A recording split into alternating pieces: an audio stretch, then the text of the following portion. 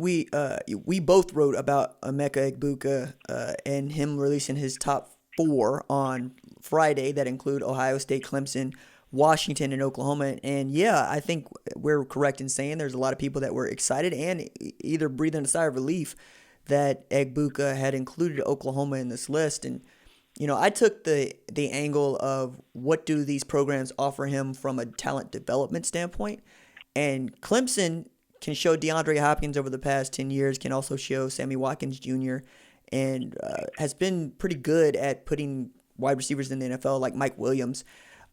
You could say the same for Oklahoma, certainly, right? With Sterling Shepard, Dede Westbrook, Marquise Brown, CeeDee Lamb here of late. Ohio State hasn't had a first-round draft selection at wide receiver since 2007. That'd be Anthony Gonzalez and Ted Ginn Jr. So it's been a while, but the NFL thinks very highly of Ohio State wide receivers. Michael Thomas going in the second round. Add in Terry McLaurin, add in Paris Campbell, add in KJ Hill from last year. It's just about where these guys are getting drafted. The one outlier I thought was Washington, who has had just 2 first-round selections in the history of the school at wide receiver, and one of them is John Ross here recently. But it's an interesting group from the standpoint of which situation benefits Egbuka the most. Now, need to add in there, Oklahoma picked up the number 1 wide receiver in the 2019 class. Ohio State picked up the number 1 receiver in the 2020 class. I think 91% of crystal balls show I'm going to Ohio State, so that would give them back-to-back. And if you are buying into what's behind Justin Fields, it's a good look. But that's the other part, right? Like, Rattler's going to be draft eligible in your true freshman season. And if they can land a Caleb Williams, I think that helps them tremendously. And we all expect that to be the case, taking a look at the crystal balls, but you never can tell with this stuff. So I thought his list was interesting. And of course, we're talking about not just the number 1 receiver, but a top 8 player in the country. Yeah, obviously Ohio State is an intriguing program when it comes to offensive production. As you mentioned, the wide receiver position hasn't necessarily been one that they've created headline guys, but there have been dudes that get to the league. Obviously, you mentioned a ton of them. I also remember Noah Brown got signed to the Dallas Cowboys as an undrafted free agent. He wasn't terrible at Ohio State, but I think it's really the fascinating thing there for me is Brian Hartline, when he became the wide receivers coach at Ohio State. He was this excellent recruiter, and he still is to this day, but I feel like there's still something to be wanted from Hartline in terms of getting that number 1 wide receiver. So maybe the sales pitch is, hey, we have this outstanding young coach, but he's going to be able to help you reach the NFL because he played in the NFL previously. However, Dennis Simmons is obviously, in my opinion, the number 1 wide receiver coach in college football. And then Clemson, as you mentioned, there are another wide receiver factory, and they're going to have another one here pretty soon, Justin Ross. I think it will be fascinating to see what he really prioritizes moving forward. If he wants to win consistently, then Ohio State's probably the favorite, and that's why, again, that's probably the crystal ball favorite. But at the same time, if he wants to bet on making the league, Oklahoma, Clemson, those kind of schools really make a ton of sense for him. However, Ohio State still has to play another season of football, and they're figuring to go into this year with a ton of offensive weapons. But it's just fascinating to me because I think, like you mentioned, there are different opportunities at these different schools. You can either go to Ohio State, join a bona fide contender, and keep winning, or you can go to Oklahoma, who's also a very bona fide contender, who also has that NFL production. Same thing for Clemson, of course. So I don't really sell myself on Washington, but again, Egbuka's got a lot of things to figure out. And if Caleb Williams, had dominoes fall, I know that those two have a relationship, and you would have to figure that if Oklahoma has yet another voice on its side, that makes this race a little bit more interesting than it is depicted in the 24/7 Sports crystal ball.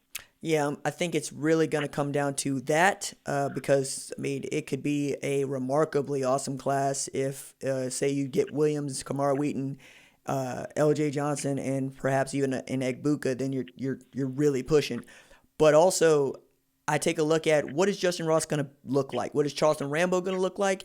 And what is Julian Fleming, Mookie Cooper, and the like going to look like at Ohio State? And I think that's going to tell you a lot because if his commitment goes to December, like I think it will, he's going to look around and see who played best and who played well. And I got to say that if the true freshman in Fleming has the kind of year that he's capable of, you gotta tip your hat to Ohio State. On the other hand, if Charleston Rambo can have the kind of year that Marquise Brown had in 2018 or Westbrook had in 2016, that's going to be tremendously interesting too. And the real question is, what's most important to you? Is it important to you to play for a national championship, or is it important to you to be developed? And if you know that you can do both, Ohio State, Clemson, then Oklahoma is going to have to show you something that they haven't been able to show in the age of college football playoff, which is, make the national championship game, let alone being a threat to win it in this really odd and challenging 2020 year, I think, for Oklahoma. I might be wrong, but, I look at Rattler and I look at what happened to Hazelwood, and I look at what Creed Humphrey was last year, which is regressed, and we need him to be a lot better if you expect him to be the first round selection that people thought he would be in 2019, 2019, let alone in 2020. So that'll be interesting. I thought you had a really good piece on Two Sport U and Skip Johnson and Oklahoma and his recruiting of baseball prospects. Because allow me to test my baseball knowledge here. He got a commitment from Ed Howard, right? Yes. Okay. And then he got a commitment from Bryce Clavon. Yes. And in between there, we're thinking that Mario Williams might entertain playing baseball?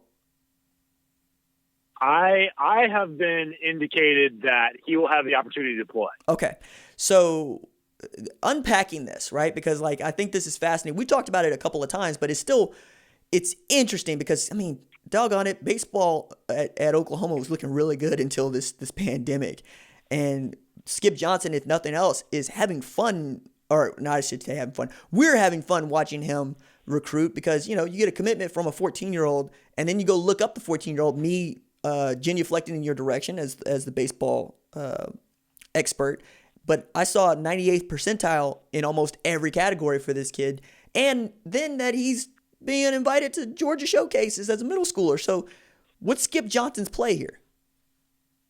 Yeah, as I mentioned in that piece, baseball recruiting is a completely different animal. I don't think the average sports fan understands just how weird it is, because you have to identify kids as very young teenagers that show promise, recruit them, and then eventually get their commitment and maintain that commitment for as long as you possibly can.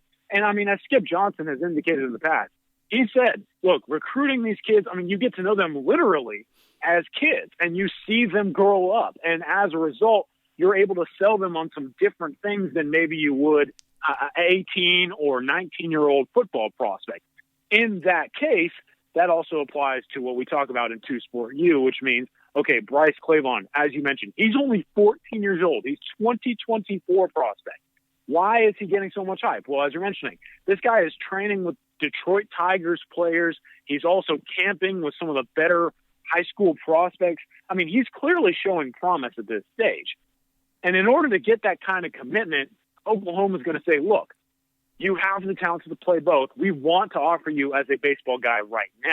Mm-hmm. But once you have us on your side, it is a stronger sales pitch for us to go to Lincoln Riley and say, look, man, this guy can absolutely ball, than it is without having our voice on your side of things. So Mario Williams probably going to be able to play baseball. You see what he did with Kyler Murray, who, again, as I covered Kyler that first year of baseball, he was struggling. And then Skip Johnson and his crew molded him into a first-round top 10 MLB draft pick. Right now, that is not only one of the more intriguing offers in collegiate baseball recruiting, but it's also that much more boosted when you're able to say, not only can you come play college baseball for a rising program, but you could potentially play football for one of the best in collegiate sports. So Clavon, again, 2024, it's a long ways to go, but Skip Johnson's recruiting out of his mind. Ed Howard, Bobby Witt Jr., Mario Williams, he definitely played in the factor in that commitment. And now when you talk about moving forward, what it could mean for not only OU baseball, but for OU football, Skip Johnson's a definite asset if Oklahoma's trying to acquire any freak athlete that wants to play both sports. How much do you think the MLB draft is going to help or hurt Oklahoma? Particularly, going into the season, Cade Cavalli was was the top prospect on the team this year. And this is just a weird year, and it seems like Major League Baseball is going to go through with this in quarantine conditions. Is there anything to be gained from this draft for Oklahoma? Definitely some things to be gained and lost. I think with the shortened draft structure, only 5 rounds this time around as opposed to your usual 40. Cade Cavalli is probably going to get picked up. Ed Howard, the number 1 prospect in that recruiting class, who's also a top 5 player in the nation, he's probably getting picked up by an MLB team. But outside of that, I mean, you're talking about Oklahoma baseball potentially getting almost all of its recruits and almost all of its team back for the next season, which is a massive deal because, again, Oklahoma baseball was climbing towards a potential run towards Omaha. And I think that's where you kind of balance the pros and cons here. Okay, how much does it mean to have a stacked squad coming back that's almost complete? Add in a bunch of those recruits that you recruited. But then what's also to be lost when you see, okay, your number 1 recruit going to major leagues as they suffered last year with Bobby Witt Jr. being picked in the top 2, and also your best pitcher / maybe overall player going to the major leagues as well. It's a little bit here and there, and I would also say when you don't have a 40-round draft, college baseball programs aren't able to sell that production. You know what I'm saying? Because typically you see guys like, I remember before I arrived at OU as a student in 2015, Oklahoma baseball had the most college baseball players selected in the MLB draft with about 11.